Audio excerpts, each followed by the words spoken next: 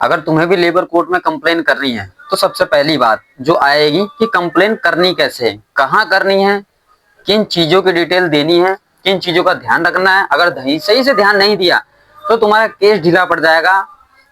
और कैसे ढीला पड़ेगा मैं बता रहा हूँ कि तुमने सही से कंप्लेन नहीं करी तो सही से वो रिकॉर्ड मांगेंगे नहीं, वो सही से रिकॉर्ड मांगेंगे नहीं तो कंपनी सही से रिकॉर्ड देगी नहीं, और तुम बोलोगे अरे यार कई महीने से मैं परेशान हूं और ये सब होता है। यही रियलिटी है। तो लेबर कोड के अंदर में जब भी हम कंप्लेन करते हैं तो सबसे पहली चीज जो होती है कंप्लेन करना, तो उसी के बारे में मैं अभी बताने वाला हूँ। जब हम कंप्लेन करते हैं तो सही से डिटेल को भरना जरूरी है। हम सही से डिटेल देंगे लेबर कोड को, तभी लेबर कोड के ऊपर भी प्रेशर बनेगा कि वो कंपनी से रिकॉर्ड को मंगाए जिससे कि सच साबित हो। दूसरी बात, कंपनी के पास भी प्रेशर बने कि उनको वो देना ही पड़े। ठीक है, अब उसके अंदर वो झोलझाल करते हैं, अपने आप को बचाएंगे। कुछ कंपनी दे देती है पैसे, कुछ कंपनी झोलझाल करती है। तो करती कैसे है मैं दिखाता हूँ, ये देखो।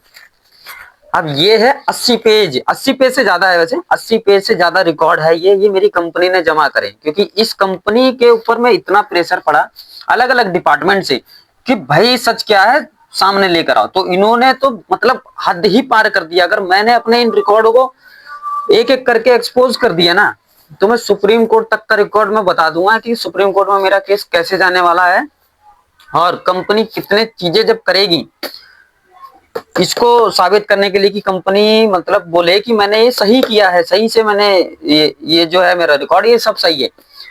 तो मैं 7th इंक्वायरी लगाऊंगा ईपीएफ के डिपार्टमेंट से। दूसरा, होम मिनिस्ट्री गृह मंत्रालय भी बीच में लेकर आऊंगा, पुलिस डिपार्टमेंट भी बीच में लेकर आऊंगा, और सीबीआई कैसे आती है, विजिलेंस डिपार्टमेंट भी कैसे आता है, मैं हाई कोर्ट को भी रिक्वेस्ट कर सकता हूँ इस चीज के लिए। तो वो सब कैसे आएगा मैं बताता हूँ।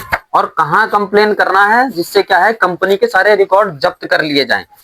कंपनी मानेगी नहीं, कंपनी गलत रिकॉर्ड दिखा रही है या नहीं दे रही है, तब तुम्हें क्या कार्रवाई करनी है कि कंपनी का जो रिकॉर्ड है वही जब्त कर लिया जाए। और अगर एक बार वो जब्त हो गया ना बेटा, उनकी वाट लग जानी है, क्योंकि सिर्फ तुम्हारी बात नहीं आएगी, अब बाकी वर्करों की भी आएगी। और कंपनी का जो मालिक होता है ना, जैसे कॉन्फिडेंस होता है, अगर कल को किसी ने कंप्लेन करता है पैसे दे के बच जाते हैं, और अक्सर यही होता है, वो बचेंगे नहीं, उन्हें सजा मिलेगी। अगर तुमने सही से कंप्लेन नहीं करा तुम्हारा केस ढीला पड़ जाएगा, तुम्हारे इस केस में हो रही कार्रवाई ढीली पड़ जाएगी, तुम परेशान हो जाओगे, फिर बाकियों की तरह बोलोगे भैया यहाँ कोई इंसाफ मिलता नहीं है। इंसाफ कैसे मिलता है मैं अभी दिखाता हूँ सबूतों के साथ। देखो, पहली चीज, हम जब कंप्लेन करते हैं तो उसके अंदर हमें सही से डिटेल भरनी है, सारी सच्चाई भरनी है और सही मांग करनी है। जब हम सही मांग करते हैं तो वो डिपार्टमेंट लेबर कोर्ट, वो लेबर कमिश्नर ऑफिस, वो मजबूर होता है कि सही से वो नोटिस बनाए और कंपनी को भेजे, जिससे क्या है कि ये डिपार्टमेंट भी मजबूर हो उनसे वो रिकॉर्ड मंगवाने के लिए। दूसरा, वो कंपनी भी मजबूर हो इस बात के लिए कि इनको रिकॉर्ड देने ही पड़े सही से। अब यहाँ पे कंपनी झूठे रिकॉर्ड भी दे देती है, या वो देती ही नहीं है, या लड़ने को ही तैयार हो जाती है, तब तुम्हें और भी डिपार्टमेंट का साथ लेना पड़ेगा। जैसे कि मैं बताता हूँ और सबूत के साथ दिखाता हूँ। देखो, मैंने मैंने जब कंप्लेन करी तो ये लेबर कोर्ट है, ठीक है, इनको मैंने कंप्लेन कर दी और इन्होंने ये देखो ये सारे मांगे इनसे रिकॉर्ड, मजबूर हो गए ये वाले रिकॉर्ड मंगाने के लिए। और ये नोटिस 3 ही बार जाता है, 3 बार के बाद कार्रवाई आगे बढ़ जाएगी, कंपनी को दिक्कत है। दूसरी बात, अभी ये मेरा है ईपीएफओ का, तो मैंने ईपीएफओ डिपार्टमेंट को नोटिस भेजा, ईपीएफओ में नोटिस पे का जवाब नहीं आया। मैंने दोबारा एक नोटिस लिखा इसके साथ में कि देखो मैं पहले भी कंप्लेन कर चुका हूं, मैं दोबारा कर रहा हूं, इस पे कार्रवाई करो। फिर इन्होंने मुझे एक नोटिस भेज दिया ईपीएफओ वालों ने। इन्होंने बोला भैया ठीक है जो तुमने दिया अपना और अपने लोगों का, मेरे साथ जो भी कर रहे थे मैंने सबके नाम लिख के दे दिया था कंप्लेन, वही इनका भी पीएफ ऐसा ही नहीं दिया जा रहा और सालों से नहीं दिया जा रहा। तो मैं एक बात और बता देता हूँ इसी के साथ कि जब भी हम कहीं पर काम कर रहे होते हैं तो अगर उसके मालिक के पास, उस कंपनी के पास 20 से ज्यादा वर्कर है तो उसे पीएफ देना जरूरी होता है। अब तुमने 1 साल 2 साल 3 साल 4 साल बिना पीएफ के काम किया है तो भी उसको तुम्हारा पीएफ तुम्हें देना ही पड़ेगा। अगर तुमने साबित कर दिया मैं इस कंपनी में काम कर रहा था और इतने टाइम से कर रहा था, तो जो 12% तुम्हारा कटना था 12% उसका कटना था, वो दोनों उसे देना पड़ेगा। पेनल्टी देनी पड़ेगी, ब्याज भी देना पड़ेगा, और अगर नहीं दिया या सबूतों को वो मिटाने की कोशिश कर रहा है, मैनिपुलेट कर रहा है, बदलने की कोशिश कर रहा है और तुमने साबित कर दिया तो उसे जेल भी होगी। और वहां तक का भी मैं तुम्हें सफर बताऊंगा। क्योंकि अगर ये मेरे रिकॉर्ड अभी मैं जब जमा करूंगा कि कंपनी देखो ये झूठे सबूत दे रही है, जैसे कि मेरे कंपनी ने लेबर कोर्ट और ईपीएफओ कोर्ट को झूठे सबूत दे दिए। ये है 80 पेज से ज्यादा सबूत, ठीक है, ये 80 पेज से ज्यादा सबूत है। इन्होंने इसके अंदर इतना ज्यादा रिकॉर्ड को तोड़ मरोड़ के दिखाया, इतना ज्यादा बदल के दिखाया, पूरी तरीके से झूठ, पूरी तरीके से झूठ। और इतने बड़े बड़े झूठ तुम्हें वीडियो बना के बताऊंगा, तुम्हारा भी दिमाग खराब हो जाएगा कि भाई किस लेवल पे जाकर ये लोग हरामी बना कर सकते हैं। जो कंपनियां होती है ना, इनको कम मत समझना, इनकी हरामेपने की कोई सीमा नहीं है। ये सामने खड़े होकर मना कर देंगे ये हमारा वर्कर नहीं है, क्या कर लोगे तुम? सीसीटीवी फुटेज मंगाओगे, वो बोल देंगे भैया ये हमारा प्राइवेसी का मामला, हम नहीं दे रहे, और नहीं भी देंगे या वो डिलीट कर देंगे तुम्हारा रजिस्टर गायब कर देंगे। जी नहीं है हमारा रजिस्टर चल गया, अब तुम साबित कैसे करोगे? वो आई कार्ड लेके ये तो साबित हो जाता है। एक बात बता रहा हूं, ये सिर्फ अगर तुम्हारे को आई कार्ड भी दे के काम करा रहे हैं, तुम बस कंडक्टर हो, सिक्योरिटी गार्ड हो, स्कूल में काम कर रहे हो, हेल्परी का कर रहे हो, किसी कंपनी में हेल्पर हो, तुम्हें ऐसा कार्ड देके भी अगर सड़क पे खड़ा करके या कंपनी में, कारखाने में, गोदाम में किसी भी तरीके से हेल्पर का काम ले रहे हैं, याद रखना मैं जो बताने वाला हूं, तुम्हारा पैसा सारा मिलेगा तुम्हें। अगर तुम्हारे 18,000 दिल्ली में कम से कम सैलरी है और तुम्हें सिर्फ 12,000, 14,000, 15,000 देके काम कराया जा रहा है, तो तुम्हें सारा पैसा मिलेगा शुरू से लेकर अभी तक का, ठीक है। वैसे तो लेबर कमिश्नर के पास सिर्फ 6 महीने की पावर होती है कि 6 महीने के पैसे के लिए वो बोल सकता है कंपनी, वो सिर्फ बोल सकता है, वो ऑर्डर पास नहीं कर सकता कि तुम्हें देना ही पड़ेगा। वो सिर्फ सेटलमेंट करवाता है 6 महीने तक के लिए, चाहे तुमने 5 साल काम किया है। इससे ज्यादा उसके पास पावर होती नहीं है। मैं बताता हूँ मजा कहाँ आता है, और आगे और भी चीजें होंगी, फिर तुम्हें समझ में आएगा कि अच्छा किस किस के पास क्या पावर है और उनके पास प्रेशर कैसे पड़ेगा। दूसरी बात, कंप्लेन करना बहुत ज्यादा जरूरी है। तुम कंप्लेन नहीं करोगे, आज तुम्हारे साथ हो रहा है, तुम्हारे बच्चों के साथ होगा, भ्रष्टाचार बढ़ता जा रहा है, सरकार देख रहे हो क्या हो रहा है, चंदा धंधा हो रहा है, वोट चोरी हो रहा है, सब कुछ हो रहा है।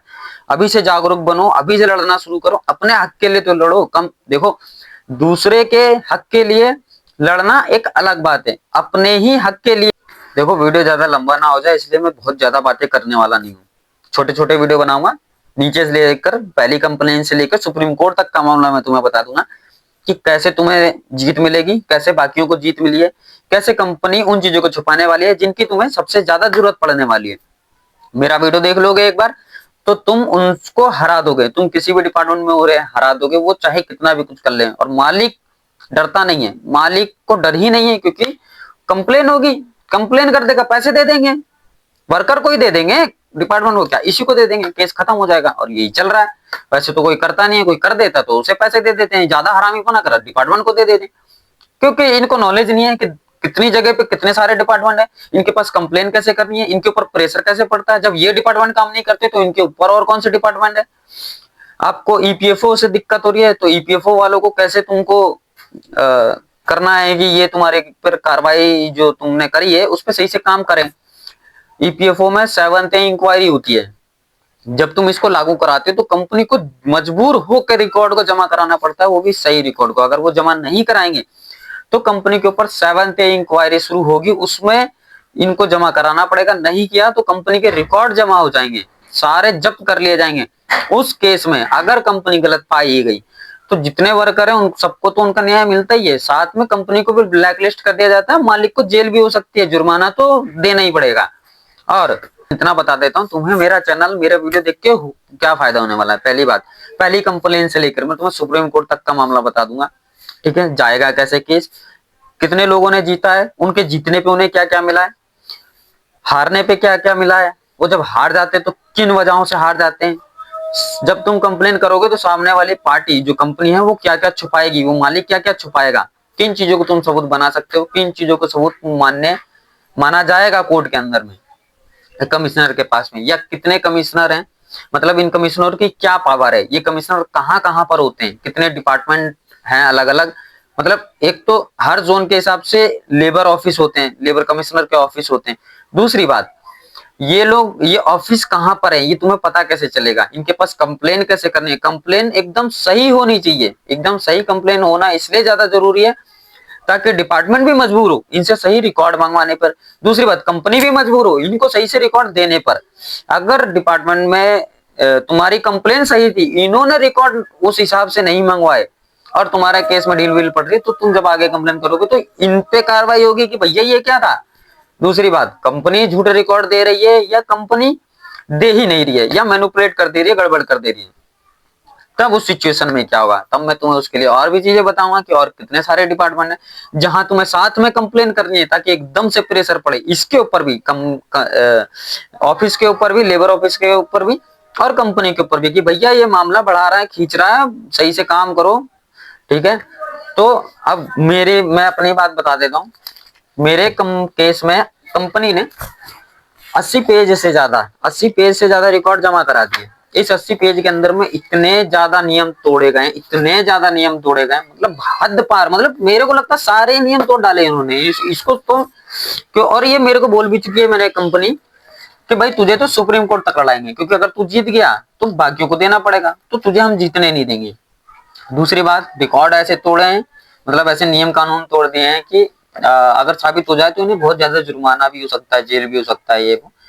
तो अब इन्होंने झूठे रिकॉर्ड जमा करा दिए हैं, तो अब ये और ज्यादा गंदा फंस गए, क्योंकि मैं अब ईपीएफओ डिपार्टमेंट है, वहां पर मैं और कार्रवाई करने वाला हूँ, लेबर कोर्ट है, यहाँ पर भी और कार्रवाई होने वाली है। इनको भी कोई डर नहीं है, इन्होंने बोला ठीक है करो, कोई दिक्कत नहीं। इन्हें नहीं मालूम कि और क्या क्या हो सकता है, मेरे साथ भी हो सकता है तो तुम्हारे साथ भी हो सकता है। तुम्हारे पैसा पावर हर जगह काम नहीं आता, गंदे लपेटे गए तो लपेट ही गए, फिर नहीं बचते। अब सुनो, तो ये है मेरा ईपीएफओ डिपार्टमेंट, यहाँ मैंने करी कंप्लेन और यहाँ से आया नोटिस। तो यहाँ हुआ क्या है, पहले मैंने कंप्लेन करी, इन्होंने नहीं सुना, मैंने 1-1.5 महीने बाद फिर एक कंप्लेन करी इसके साथ में कि देखो मैंने कंप्लेन करी है और आपने कोई रिप्लाई नहीं करा, तो मैं दोबारा कंप्लेन कर रहा हूँ। और मैंने सारी डिटेल फिर से लिखी और वो कंप्लेन की भी कॉपी लगाई साथ में और भेज दिया कि आप कार्रवाई करो, जो भी उचित कार्रवाई बनती है इस पे आप जांच करो, इस पे मेरा शोषण हो रहा है, मैं मानसिक रूप से बहुत परेशान हूँ। फिर इन लोगों ने मेरे को नोटिस भेज दिया कि भैया जिन लोगों का तुमने नाम दिया है, क्योंकि मैंने बाकी लोगों का भी नाम लिख के दे दिया इसी कंप्लेन में कि इन लोगों के साथ भी गलत हो रहा है, सिर्फ मेरे साथ नहीं हो रहा है। तो उन्होंने बोला भैया तो रिकॉर्ड दिखा दो, दूसरे के भी रिकॉर्ड दिखा दो और अपने भी रिकॉर्ड दिखा दो, फिर हम कार्रवाई करेंगे। और मुझे कानून बता रहे हैं कि इस कानून के तहत हम कार्रवाई करेंगे। तो ठीक है, अब मैं इनके लिए रिप्लाई बना रहा हूँ कि, और सिर्फ 7 ही दिन का टाइम दिया। भाई इन्होंने सिर्फ 7 दिन का टाइम दिया, सबूत जो जमा हुए उसको निकालने में ही मेरे को 2 महीने का टाइम लग चुका है, सब कुछ कलेक्ट करने में। लेकिन अब मैं फाइनली जवाब बना के दे दूंगा और मैं वजह भी बता दूंगा कि भाई इधर इंस्पेक्टर और ऑफिस से ही मेरे को रिकॉर्ड नहीं दिए जा रहे थे, मैं परेशान था। ये कह रहे हैं दिवाली का टाइम चल रहा है, अभी हम बिजी हैं, तो भैया हम कुछ कर नहीं सकते, हमें टाइम लगेगा। तो मैंने अब यहाँ कंप्लेन करूंगा, साथ में एक एप्लीकेशन लगाऊंगा, उसे बोलते हैं ईपीएफओ 7th इंक्वायरी। जब ये लगाई जाती है तो ये जो मेरी रिप्लाई रहेगी ईपीएफओ डिपार्टमेंट को, इस पे तो ये कार्रवाई करेंगे ही, छानबीन करेंगे जो भी है। लेकिन अगर कंपनी ने गलत रिकॉर्ड जमा कराया या नहीं कराए, तब वो इंक्वायरी शुरू हो जाएगी। उसमें अगर इन्होंने रिकॉर्ड को जमा नहीं किया या गलत कर दिया, कंपनी के सारे रिकॉर्ड जमा कर लिए जाएंगे। और उसमें अगर कंपनी गलत पाई गई ना, तो कंपनी ब्लैकलिस्ट हो जाएगी, मालिक को जेल हो जाएगी और जुर्माना भी लग जाएगा। और कंपनी को अंदाजा नहीं होता कि कोई यहां तक जाकर लड़ेगा। और दूसरी बात, वो डिपार्टमेंट भी नहीं कर पाया कुछ, उस इंक्वायरी में भी कुछ साफ नहीं आया, तो मैं विजिलेंस डिपार्टमेंट चला जाऊंगा।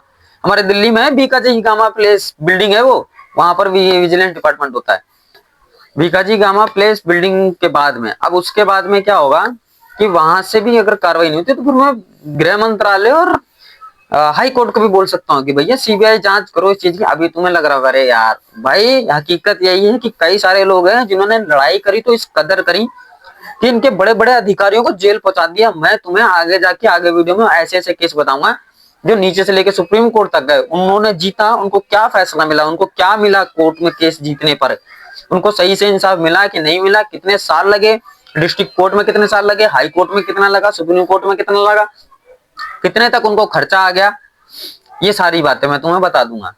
और वो जरूरी चीजें भी कि कंपनी क्या छुपाने वाली है, अगर तुम्हें ये पता चल जाए कंपनी क्या छुपाने वाली है, तो सबसे पहले तुम वो जमा कर लो। वो जमा कर लिया तो कंपनी ऑटोमेटिकली हार गई है, पहले ही कदम पे वो हार चुकी है, अब वो कुछ नहीं कर सकती। दूसरी बात, मान लो कि वो कुछ तिकड़मबाजी कर लें, तो एक ब्रह्मास्त्र मैं तुम्हें बताऊंगा, ऐसा ब्रह्मास्त्र जिससे कोई भी कंपनी बच नहीं सकती। मतलब अगर तुमने वो चलाया तो कंपनी जानी ही जानी है, मतलब उसे पैसे देने ही पड़ेंगे, वो गलत साबित होगी ही होगी। ठीक है, ये भी बताऊंगा। और दूसरी बात, डिस्ट्रिक्ट कोर्ट में जब भी केस जाएगा तुम्हारा यहाँ से लेबर कोर्ट से निकल के, तो वहां पे क्या होता है कि केस को टाइम लग जाता है।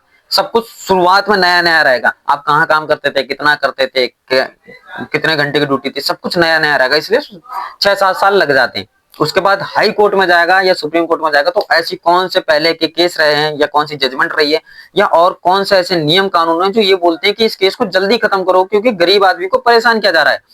ये पैसे वाले लोग गरीब आदमी को परेशान कर रहे हैं, इसको कोर्ट में परेशान करना चाहते हैं। तो ये भी नियम कानून है कि इनके केस को जल्दी खत्म किया जाए, जिससे कि तुम्हारे सिर्फ 2-3-4 साल के अंदर में तो फिनिश ही हो जाना है, और उसके बाद में तुम्हें और ज्यादा पैसा मिलना है। मैं बताऊंगा ना तुम्हें कितने तरीके से पैसा मिलता है, किस किस बात का पैसा मिलता है, तब तुम्हें पता चलेगा कि ठीक है, हमारा केस लड़ना भी सही रहा।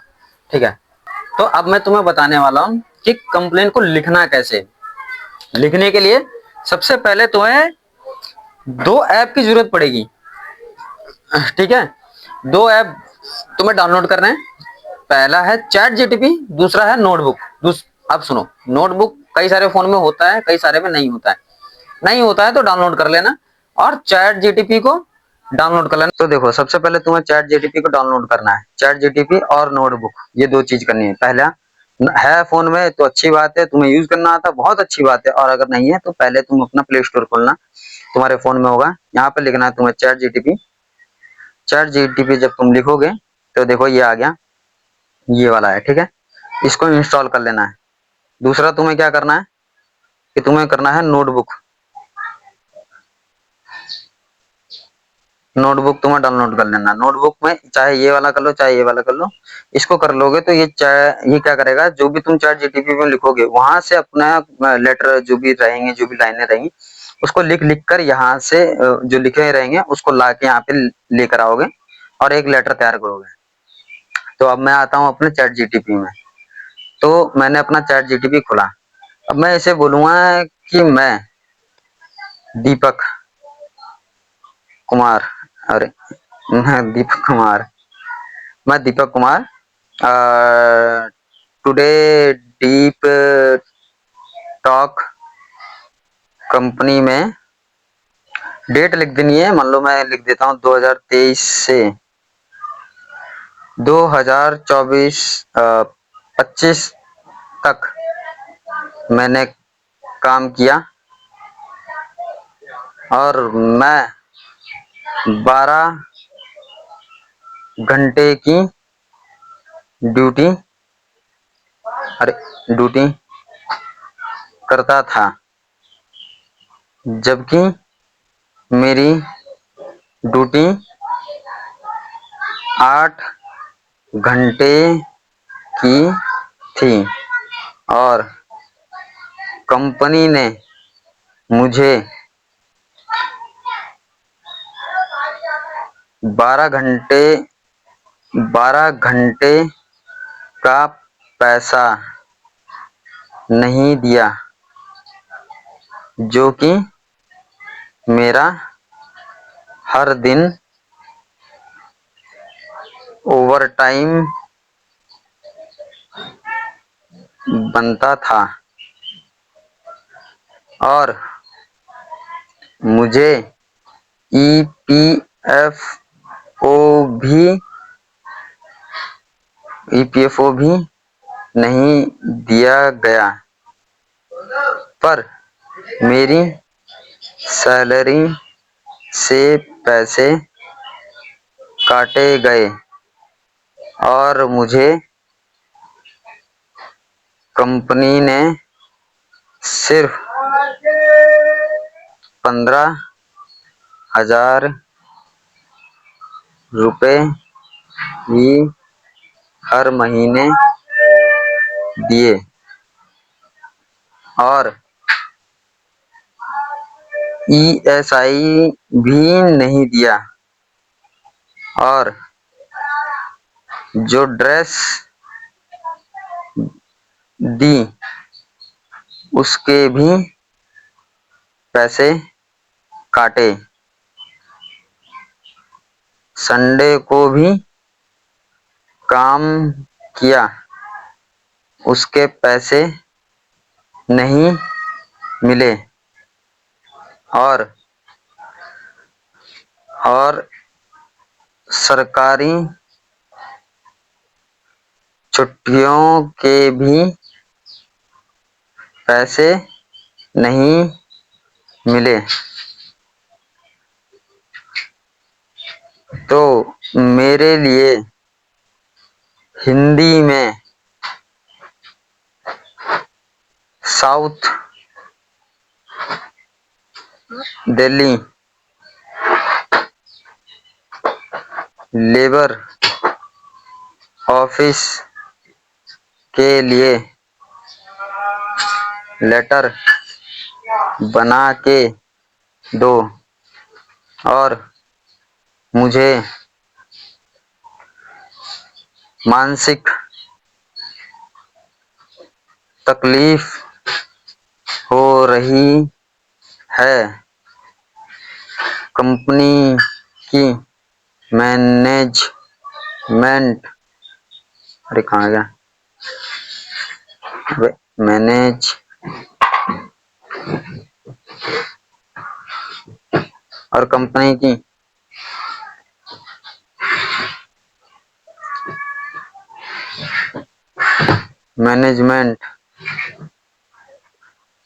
मैनेजमेंट मुझे गाली देके बात करती है जब मैं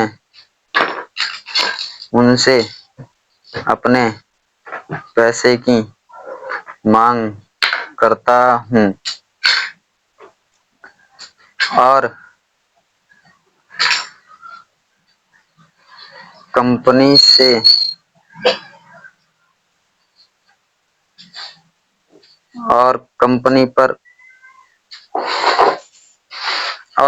पर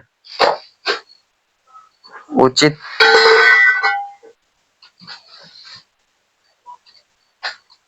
कार्रवाई हो,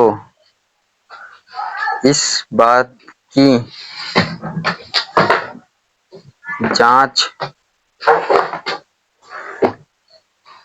जांच हो, और क्या लिख दूं कि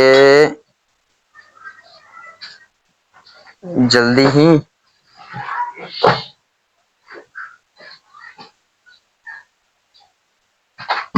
मेरा पैसा दिलाया जाए।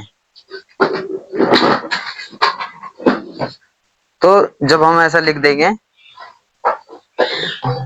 तो ये क्या करेगा है कि ऑटोमेटिक पुष्पा वन का वहां का एड्रेस निकाल देगा, जिसको ये तुम्हें बोलेगा कि प्रिंट करा लेना। देखो, तो इन्होंने निकाल दिया, to the labour commissioner south Delhi labour office, ठीक है, यहाँ का निकाल दिया। पूरा एड्रेस सही नहीं है, बाकी मैं बता दूंगा कैसे सही होगा। तो सब्जेक्ट ये अभी है नहीं सही से, यहाँ पर भी से लिख देगा। इसे और बोलोगे अच्छे से तो मैं बता देता हूँ कैसे। 12 घंटे की गैर कानूनी ड्यूटी मेरे से कराई गई, ओवर टाइम का भुगतान ना देना, ईपीएफओ ना जमा करना, छुट्टी का वेतन ना देना एवं मानसिक उत्पीड़न के संबंध में शिकायत। तो सर मैडम, मैं दीपक कुमार निवासी J2B, अरे बहन, हाँ, तो ये मेरा आ गया, मेरा एड्रेस इसने लिख दिया, सॉरी। तो यहाँ शिकायत आपके संज्ञान लेना चाहता हूँ कि टुडे डीप टॉक कंपनी या आपकी कंपनी का सही नाम, मैं वर्ष 2013 में 2025 तक कार्यरत था। इस दौरान कंपनी ने मेरे साथ लगातार श्रम कानूनों का उल्लंघन किया है, जिसकी वजह से मुझे आर्थिक और मानसिक दोनों प्रकार की हानि हुई है। मेरी शिकायत निम्नलिखित है। मेरी ड्यूटी 8 घंटे की थी, लेकिन कंपनी रोजाना मुझसे 12 घंटे काम करवाती थी। इसके बावजूद किसी भी दिन का ओवर टाइम का पैसा नहीं दिया गया। मेरी सैलरी में से ईपीएफओ की कटौती की गई, लेकिन ईपीएफओ खाते में जमा नहीं की गई। कंपनी ने मुझे हर महीने केवल 15,000 वेतन दिया, जबकि 12 घंटे की ड्यूटी और छुट्टियों के हिसाब से वेतन अधिक बनता है। ईएसआई कार्ड और ईएसआई सुविधा भी नहीं दी गई, जबकि कानून के अनुसार यह अनिवार्य है। कंपनी ने जो ड्रेस यूनिफॉर्म दी, उसके भी पैसे मेरी सैलरी से काट लिए गए। संडे का साप्ताहिक अवकाश है पर भी काम करवाया और उसका भी भुगतान नहीं किया। सभी सरकारी छुट्टियां पर मैंने काम किया, लेकिन उसका डबल वेतन नहीं दिया गया। जब भी मैंने अपना बकाया वेतन, ओवरटाइम और पीएफ के बारे में पूछा, कंपनी के प्रबंधक ने मुझे गाली देकर धमकाया और मानसिक रूप से परेशान किया। इससे मुझे लगातार मानसिक कष्ट हो रहा है।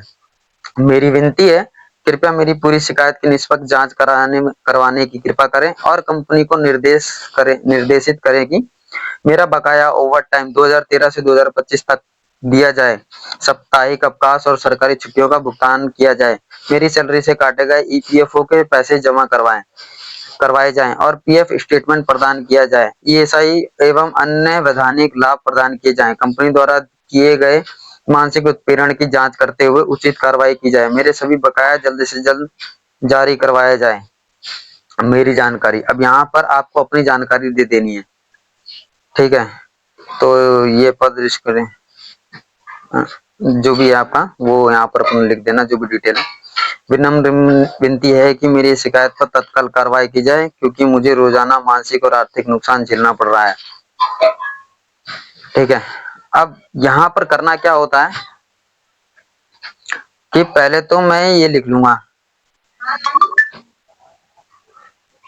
यहाँ पर मैं जब इसे टाइप करूंगा तो ये आएगा सिलेक्ट टेस्ट। सिलेक्ट टेस्ट करने पर मैं यहाँ से करूंगा, ये मैंने लिख लिया एड्रेस जिस ऑफिस में मुझे भेजना है। अब मैं यहाँ से आऊं और मैं करता हूँ यहाँ पर, ठीक है। इससे पहले मेरे को यहाँ पर हिंदी में लिखना होगा, सेवा में, सेवा में, ठीक है। यहाँ पर मुझे लिखना होगा सेवा में। अब इसके बाद में मेरा ये रहेगा सब्जेक्ट,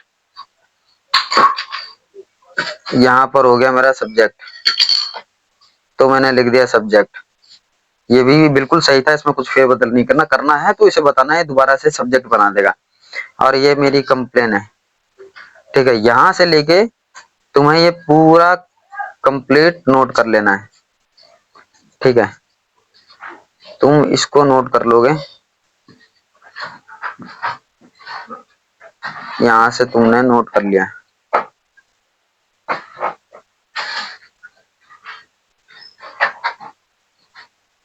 ठीक है। यहाँ से तुमने नोट कर लिया। अब यहाँ से तुमने कॉपी किया और यहाँ से इसको पेस्ट कर दिया। अब यहाँ से तुम इसको कट कर लेना, तुम यहाँ से तुम कट भी कर सकते हो और चाहो तो नहीं भी करो, क्योंकि यहाँ से तुमने लिखना शुरू करा। तो यहाँ से मैं इसको कट नहीं कर रहा, मैं ऐसे कर देता हूँ, ऐसे कर देता हूँ, ठीक है। मैं 1 2 3 4 5 की गिनती नहीं कर रहा, मैं बस अपनी कंप्लेन बता रहा हूँ, भाई मेरे साथ ये समस्या है, तो मैं इसको अपनी समस्याएं बता रहा हूँ एक ही बात में, ज्यादा 3 5 करना नहीं है मेरे को। मैं चाहता हूँ बस ये कार्रवाई करें सही से। तो यहाँ से कट कर लेना है, ठीक है। ये जो स्पेस रहेगा खाली, इसको भी मैं ऐसे कर दूंगा, ये रिलीफ और ये मेरी विनती, ये मैंने ऐसे कर लिया। यहाँ पे तुम अपनी गिनतियां लिख सकते हो, यहाँ पे अपनी गिनतियां ऐसे तुम्हारी रहेंगी, बीच बीच के ये स्पेस को कम कर देना, ठीक है। बीच बीच के अपने इसको स्पेस को कम कर देना, ताकि तुम्हारे सिर्फ 1 से 2 पेज के अंदर आ जाए। वैसे एक ही पेज में आ जाएगा, जब तुम करोगे सही से काम, तब ये एक ही पेज में आ जाएगा। देखा, मैंने बताया इस तरीके से आपको कर लेना है, तो इस तरीके से सब जगह पे कर लेना है। दूसरा तुम ये भी कर सकते हो कि तुम एक ही बार में, मान लो तुम्हारा ये नया पेज है, तुम्हारा ये एक ही पेज है। अब मैं, ये मेरा चैट जीटीपी है, मैं इसे बैक करके आया, फिर अब मैं इसे बोलूंगा कि तुमने सही से नहीं किया, पूरा हिंदी में करो और ऑफिस का पूरा एड्रेस दो और पूरा हिंदी में बनाओ और ज्यादा मेरी परेशानी बताओ और अच्छे से मांग करो।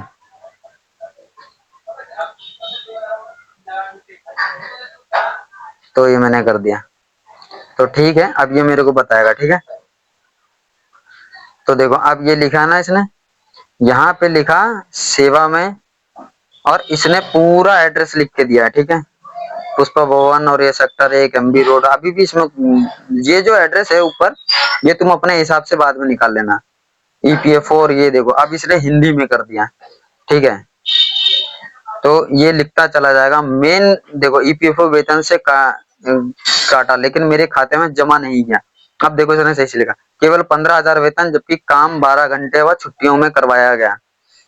ठीक है, अब यहाँ पे देखो इसने सही से लिखा कि 12 घंटे की ड्यूटी, कोई ओवर टाइम नहीं, कोई भत्ता नहीं मिला, कोई सुविधा नहीं मिली, और सरकारी छुट्टी पे भी संडे का। कंपनी ने हर रविवार को भी ड्यूटी करवाई, लेकिन उसका एक भी दिन का भुगतान नहीं किया गया।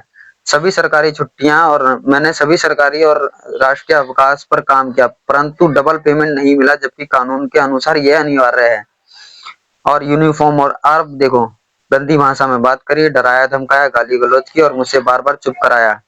ठीक है, मेरी विनती है कि अब देखो यहाँ पर इसने अब अच्छे से बना, इसको जैसे कमांड लोगे वैसे करेगा। तो पहले ये बात कुछ समझ के तुम्हें रिप्लाई कर देगा, उसके बाद ये और अच्छे से समझेगा। तो जो भी तुम्हें कट पीट करना है, अब जैसे मैं अगर मान लो तुम्हें और भी कुछ करना, कुछ रह गया तुम्हें बाद में याद आता, तो मेरी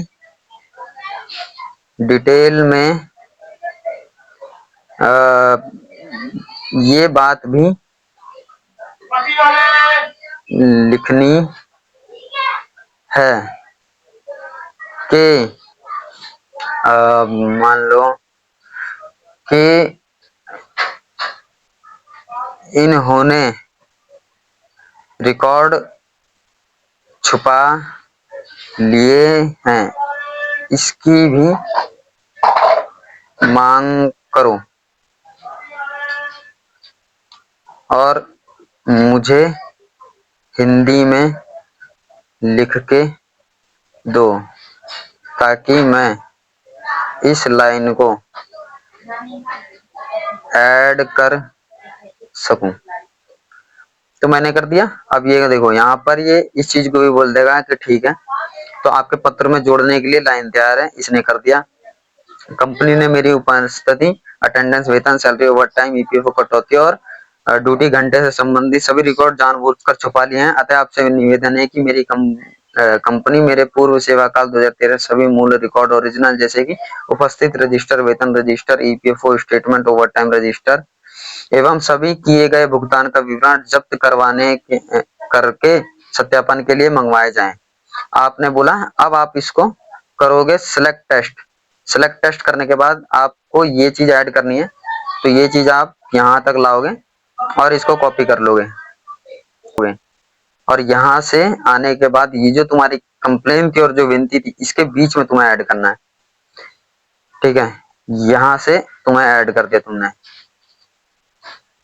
या फिर इसको विनती के पास करना है। वैसे मेरी विनती, वैसे विनती क्या, तुम इसे आगे पीछे कहीं भी कर सकते हो। ठीक है, विनती के पास भी करना, तो विनती है, मैं विनती को ही ऊपर पहुंचा देता हूँ सीधा। यहाँ पर आ गया मेरा, मैं इसे कट कर सकता था पर कॉपी कर दिया, यहाँ पर आ गया। अब मैं इसे सेट करूंगा, तो ये मेरा बन गया। ठीक है, अब ये मान लो मेरा पूरा हिंदी में हो चुका। अब ये वैसा है नहीं, क्योंकि मेरा तुम्हें करके दिखाया, पर मैंने वो वाला कॉपी नहीं करा, बस मैंने यहाँ पर तुम्हें एग्जाम्पल दिया, उदाहरण दिया। तो अब तुम यही चीज लेकर जाओगे दुकान में, और दुकान वाले को बोलोगे भैया मेरा एक PDF फाइल निकाल लो, बोलेगा ठीक है निकाल दो, इसे शेयर कर दो। तो जो शेयर करने के लिए तो हो गया सेव। अब यहाँ से क्या करोगे तुम, इसको करोगे शेयर, ये तुम्हारा ये शेयर का बटन है। अब तुम इसे टेस्ट करोगे, इमेज का भी ऑप्शन आता है, टेस्ट करोगे, व्हाट्सएप पे करोगे, और वो जो भी बंदा है जिसकी दुकान पे तुम्हें भेजना है, मान लो ये बंदा है, इसको सेलेक्ट किया, भेज दिया। उसको भेज देने के बाद ये लेटर वहां चला जाएगा। फिर वो सारे टेस्ट उठा के एक प्रोफाइल के अंदर वो A4 साइज पेपर में उस चीज को लिखेगा, उसको बोल देना भैया एक लेटर की तरह से सेलेक्ट कर दो। वो लेटर की तरह से सेलेक्ट कर देगा और तुम्हें बना के दे देगा, और फिर तुम वही चीज लगा देना। और इस चीज को लगाने के साथ तुमको ये भी करना है कि और और इस चीज को जब तुम भेजोगे उनके पास में, तो वो सब कुछ सेट करके कट पिट करके इसको छोटा छोटा कर देगा। ठीक है, उसके साथ में तुम्हें कुछ नहीं लगाना है ज्यादा, आधार कार्ड लगा देना, अपना जो तुम्हारे को काम करने के लिए आईडी कार्ड दिया गया है उसको लगा देना, और आई कार्ड, आधार कार्ड और अपनी इस एप्लीकेशन को लिख के पोस्ट ऑफिस से भेज देना। पोस्ट ऑफिस से भेज देने पर क्या होगा, वहां से जो तुम्हें पर्ची मिलेगी वो पर्ची तुम्हारे बहुत काम आएगी। पोस्ट ऑफिस से भेजी हुई कंप्लेन पर कार्रवाई होती है। ऑनलाइन भेजोगे, मैं बता रहा हूँ, ऑनलाइन भेजने के बाद भी तुम्हें बुलाया जाएगा वहां पर, फिर तुमसे बोला जाएगा लिख के दे दो, बात वही हो जाती है बराबर। तो ऑनलाइन का कोई फायदा नहीं होता, वो तुमसे लिखित में मांगेंगे ही मांगेंगे, तो तुम पहले ही लिखित में दो। तीन तरीके से कंप्लेन होती है, एक लिखित होती है, एक वहां पे खुद जाके होती है, एक पोस्ट ऑफिस से होती है। तो पोस्ट ऑफिस से करना, जाकर करोगे, जाकर करने से भी लग जाएगी कंप्लेन, वो जल्दी लग जाएगी, लेकिन सिर्फ 2 दिन पहले ही लगेगी, इससे ज्यादा कुछ नहीं होने वाला। तो इसलिए पोस्ट ऑफिस से भेजना, उससे क्या है, वो भी डिपार्टमेंट मजबूर होता है कि इस बंदे की कार्रवाई पे काम किया जाए, क्योंकि भाई इसने ऑनलाइन भेजा है, पता चला आगे लेके पर्ची लेके ऊपर हेड ऑफिस में पहुंच गया, सामनाथ मार्ग हो गया। हमारे दिल्ली में सारे लेबर कमिश्नर और इनके ऑफिसों के हेड ऑफिस है वहां पर। अब मैं तुम्हें ये भी बता देता हूँ उसके साथ में, मान लो तुम्हें ये वाला एड्रेस नहीं पता कि भाई जाना कहाँ है, कई सारे कमिश्नर ऑफिस है, कहाँ भेजू, तो सीधा हेड ऑफिस में भेज दो। हेड ऑफिस वाले खुद ही तुम्हारे उस कंप्लेन को भेज देते हैं उस ऑफिस में, और उस ऑफिस में वो कार्रवाई करते हैं, और तुम्हें एक नोटिस भेज देंगे और एक कंपनी को नोटिस भेज देंगे, और एक डेट लिखी होगी उस नोटिस पर कि तुमको इस डेट पर यहाँ पर आना है, तुम दोनों को वहां पे जाना है। वो कंपनी वाले आए ना आए, पर तुम्हें जाना है। कंपनी के पास सिर्फ लास्ट 3 नोटिस जाएंगे, तो पहले नोटिस पे तुम्हें जाना है, ढील नहीं छोड़नी है। बहुत चांस है कि कंपनी तुम्हें उस समय वहां पर पैसे देने के लिए बात करेगी, और करेगी ही करेगी। नहीं करती है तो आगे जो मैंने वीडियो में बताया है अपने, कि आगे जाके और क्या क्या काम तुम करोगे, फिर कंपनी खुद दौड़ के आएगी कि भैया ठीक है, तू अपना केस खत्म कर, अपना पैसा ले, और या तो कंपनी में काम करता रहे या तो निकल जाओ। वह अच्छा यही रहेगा, निकल ही जाना, मैं बता रहा हूँ। और मेरा वीडियो इन्फॉर्मेटिव लगे, अगर लगे कि मैंने सही में कुछ अच्छी नॉलेज दे दी है इसमें, ठीक ठाक है जो भी है, तो तुम अपने दोस्तों के साथ शेयर कर देना। तुम्हें अगर जरूरत नहीं भी है, तुम एक अच्छे खासे घर परिवार से हो, तो भी भाई किसी ऐसे को बता देना जिसको इस चीज की जरूरत हो, वरना अपने दोस्तों के साथ शेयर कर देना। ये नहीं कि तुमने देखा, उसको भी दिखाओ, उसको भी बोलो कि देख इंसाफ मिलता है, लड़ने वाला होना चाहिए, नियम कानून की जानकारी होनी चाहिए। तुम खुद ही देखो, तुम खुद देखो, मेरे को ये रिकॉर्ड जमा करा रहे हैं, इससे पहले भी मैंने कई कंपनियों से केस जीता है। ऐसा मत सोचना मैंने कई कंपनी से केस नहीं जीता, ऐसी भी कंपनी से केस जीता है जो कभी कोर्ट में चेक ला के दे रहे हैं, कभी मेरे को घर पे चेक भेज दे रहे हैं कि भैया ले ले मालिक, कुछ तो कर। भाई एक दो की बात नहीं, कई कंपनी से केस जीता है, और उन कंपनियों ने मुझे घर पे भी चेक भेजे हुए हैं कि भाई तू ले ले इस पैसे को, मामला खत्म कर। उन्होंने मेरे को कोर्ट में भी भेजा है पैसा कि ये पैसा ले ले खत्म कर। और मामला जब और आगे बढ़ाया गया है और मैंने अलग अलग डिपार्टमेंट को बीच में लेकर आया हूँ, तब उसके बाद इन्होंने सीधा कोर्ट में ही पैसा जमा करा दिया जो मेरा बन रहा था, और मामला खत्म। तो मैं तुम्हें पहले बताने वाला हूं कि जब हम कंप्लेन करेंगे, तो कंप्लेन करने से लेकर आगे के चीजों तक, जहां तक हम केस को डिपार्टमेंट डिपार्टमेंट तक खेल खेलेंगे, वहीं तक का खेल रहेगा। मतलब कंपनी खेलेगी, हम खेलेंगे, उनको खेलने का शौक है, सबूतों के साथ फेरबदल करने का, तोड़ मरोड़ के दिखाने का, नहीं देने का, दिखाने का। उनके पास पैसा बहुत है, वकील बहुत है, तो वो जो खेल खेलेंगे हम उनके साथ खेलने पे मजबूर है, क्या करें। पर खेल खेलने में मजा तब आएगा जब जिस तरह से हम परेशान हुए, मालिक को भी ऐसे परेशानी उठानी पड़े, उसे भी जेल हो जाए, उसे भी जुर्माना लग जाए। ऐसा जल्दी होता नहीं है, पर हो सकता है, क्योंकि तुम्हें कानून की जानकारी नहीं है। तुम्हें कानून की नॉलेज हो जाए कि ये जो तुम्हारा सिविल केस है, जो एक नॉर्मल केस है, ये क्रिमिनल केस बन गया है अब।